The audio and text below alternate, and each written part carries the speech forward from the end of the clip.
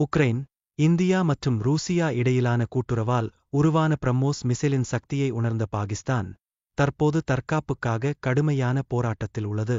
இதற்கான காரணமாக, இம்மிசைலின் வேகம் மற்றும் தாக்குதல் திறனை கவனித்ததிலிருந்து, பாகிஸ்தானின் பாதுகாப்பு நிலை குறித்து அதிக கவலைகள் எழுந்துள்ளன. இது குறித்து, சீனாவின் HQ-9 மற்றும் HQ-918 ஏர் டிஃபென்ஸ் சிஸ்டம், பிரம்மோஸின் வேகத்தை எதிர்கொள்ள சிக்கலாக இருக்கிறது. தற்போதைய சூழ்நிலைகளைப் பார்க்கும்போது, HQ முறைமைகள் பிரம்மோஸின் தாக்குதல்களை சமாளிக்க இயலாமல் போவதாக தெரிகிறது. HQ முறைமைகளுக்கு எதிரான இந்தியாவின் வெற்றியை ஏற்றுக்கொள்வதோடு, சீனாவின் அச்சம் மேலும் அதிகரிக்கின்றது. இதுவே, இந்தியாவின் படி மிசைல்கள் அணுகுமுறையை மாறுபடுத்துவதற்கான காரணத்தை தந்துள்ளது. தமிழ்நாடு வழங்கிய ஹைட்ரோஜன் மிசைல்கள் பிரம்மோஸுக்கு எதிரான சோதனையில் தோல்வியடைந்ததால், சீனாவின் தொழில்நுட்ப நம்பிக்கையைப் பற்றிய கேள்விகள் எழுகின்றன.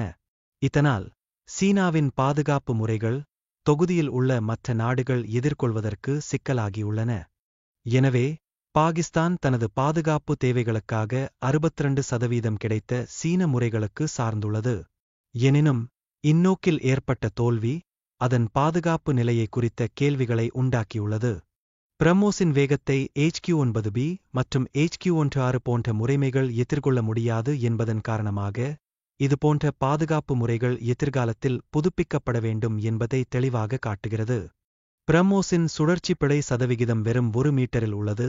இதனால், இது குறியீட்டு இலக்கங்களை அடைவதில் அதன் துல்லியத்தை வலியுறுத்துகிறது. இதுவே, எதிர்கால இராணுவ தொழில்நுட்பங்களில் புதிய பரிமாணங்களை அதிகரிக்க உதவும்.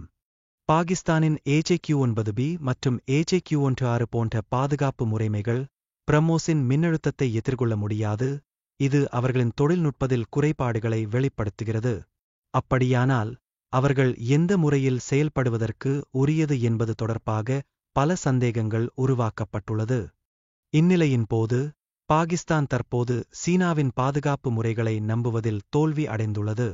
இந்த சூழ்நிலை, புதிய பாதுகாப்பு முறைகள் தேடும் அவசியத்தை, கல்வி மற்றும் ஆராய்ச்சியின் அடிப்படையில் கண்டு கொடுக்கிறது.